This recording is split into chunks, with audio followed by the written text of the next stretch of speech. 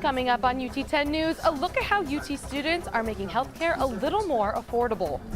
And we'll also see how students can keep warm this winter. Plus, Rachel Schneider was courtside as the women's basketball team tipped off against the Falcons. Your news in 10 minutes starts now. I'm Marla Goatee.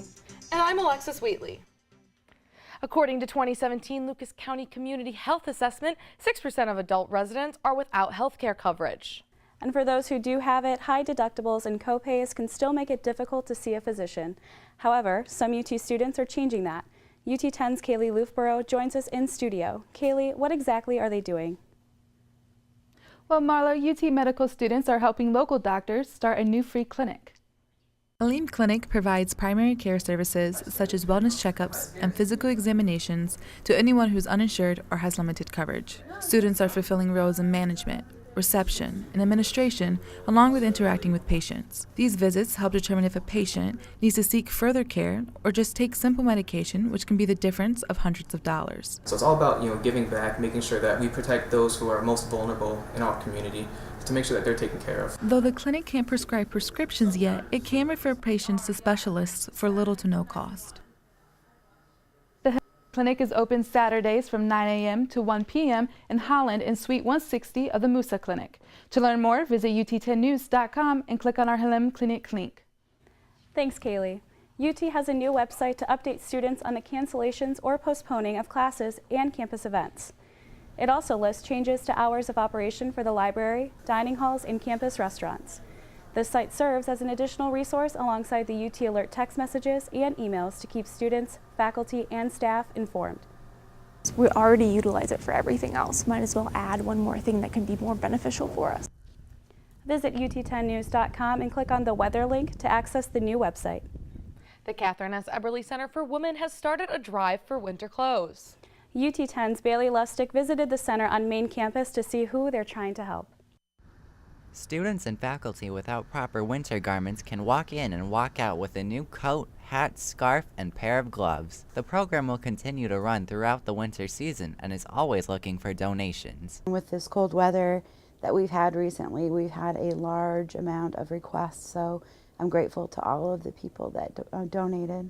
UT's Dean of Students, Sammy Spann, sent out several emails alerting students to the drive last week. And Jackie Eisel says they have been taking advantage of the opportunity. I'm hoping that it's sending a message that we care about just more than your education. We care about your needs as a person and an individual, and we're trying to support you in any way that we possibly can. To find out more about the program or to find out how to donate, contact the Eberly Center at 419-530-8570. Reporting for UT 10 News, I'm Bailey Lustig. Bottoms up, the spring semester brings the start of UT's first beer and brewery class. The class was started by Neil Reed, a geography professor who is also an expert on the craft beer industry. The geography of beer and brewing, offered as a graduate level course, focuses on the impact breweries have on local communities. Beer tourism 1 week. We'll look at the impact that craft breweries have on neighborhood and how they might impact neighborhood change. We'll look at the history of brewing, going all the way back to the Middle Ages. Reed has been drafting up this course for the past few years and is finally Toledo's first beer professor. The Toledo Zoo's conservation efforts are having a worldwide impact. Each year, zoo employees conduct studies on endangered species, both overseas and here at home. The goal is to create habitats that allow them to survive and thrive. One example is the stingray, with new exhibits allowing their numbers to rise. I think people often get kind of bogged down with, well, they can't really do anything, they can't really help. And there's obviously a myriad of ways that people can have a dramatic impact on the environment and actually help with a lot of these efforts. Becker also says efforts start in our own backyard. If you're interested in volunteering, click on the zoo link at ut10news.com. With temperatures plummeting in winter months, frostbite and hypothermia are major concerns. And not only for us humans, but our furry friends as well. UT 10's Reed Teetsworth has more. 20 degrees Fahrenheit is the temperature that veterinarians say you need to take your pets inside to reduce risk of frostbite and hypothermia. With last week's wind chill bottoming out at 43 below zero, many pets were stranded in the cold. Outside animals, it's going to be really important that they have a shelter Like the igloo houses are really nice because it protects them from the wind, which is really, really critical in this particular case. The Humane Society said they responded to over 40 calls just this week about animals being left outside in the frigid temperatures. And it is doing its part by picking up the animals and offering veterinary care, food, and warmth. If it was my pet that was out in the cold, I would want them to have a safe place to go. Animals all over the Toledo area are suffering through these cold winter temperatures. But the Toledo Area Humane Society, along with your help, can bring these animals to find a safe and warm home. I'm Reed Teetsworth, UT10 News. Following this summer's partnership with TARTA, UT's buses got a major facelift. TARTA CEO Jim Gee says over $29,000 was spent on wraps over winter break for the buses. 80% of the funds came from TARTA grants and the rest came from the university. The wraps were provided to highlight the partnership and the new services offered by the two. It really shows our presence, like you can definitely see from far away that's a UT Rockets bus now. Gee says the new wraps will last until the buses are replaced.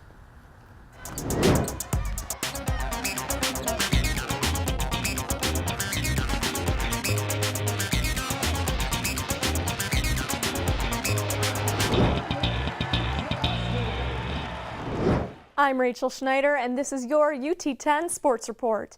Before the big game Sunday night, the men's tennis team took on Denison University, and the Toledo Walleye faced off against the Brampton Beast. But first, the women's basketball team looked to take down the Falcons at Savage Arena on Saturday.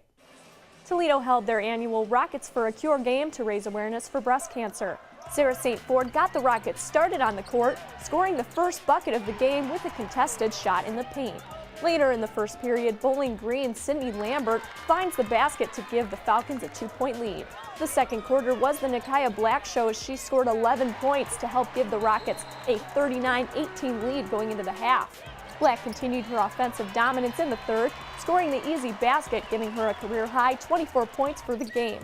Kayla McIntyre joined in on the fun with 13 points and 13 rebounds, racking up the double-double. In the final seconds of the third frame, Tatiana Davis drains a three that lit up Savage Arena. In the end, the Rockets won the Battle of I-75, downing the Falcons 76-56 while helping fight breast cancer. Today we got back to sharing the basketball, and that's when we play at our best. Certainly helps when shots are going down, but very proud of the effort of our kids, and it was nice to get everybody in the game.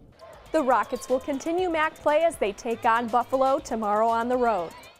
To the ice, the Toledo Walleye faced off against the Beast from Brampton and look to find their stride against this Canadian team, eh?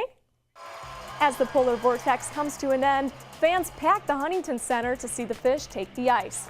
We go right to the action late in the first period as Greg Wolf lights the lamp on a rebound shot to put the Fish up 1-0. After the intermission, Justin Kia redirected this slap shot from Wolf to give the Walleye a 2-goal advantage. Brampton tried to get on the board, but goaltender Pat Nagel stopped the attack, racking up 38 saves in the game.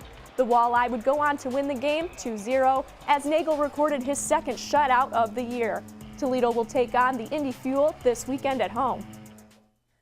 Over to the courts, the Rockets took on the Denison Big Red in men's tennis.